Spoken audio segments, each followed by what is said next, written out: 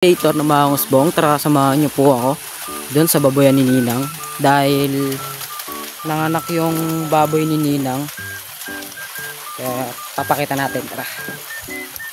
So yun guys, nandito na tayo sa baboyan ni Ninang.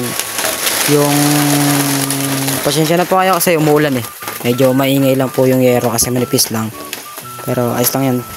So yun, ang gaganda ng anak ng baboy ni Ninang, ang cute.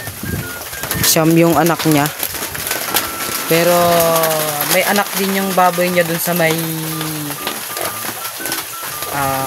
kanla sa Siling Bata. Siling Bata yata yun, Siling Matanda. Di ko rin alam kung saan. Pero alam ko may anak na yun dahil nung nag-my day siya. Pero nang pa-comment naman dyan sa comment section kung ilan yung anak ng baboy mo para alam nila. Ayan. Dami guys, ang cute. May puti, may itim, may batik.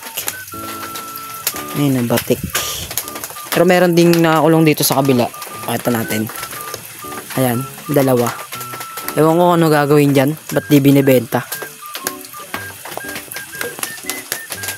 Ayan. Kaanak lang yan kanina. Kanina lang yan guys Kanina lang. Alam ko kanina lang to o kagabi.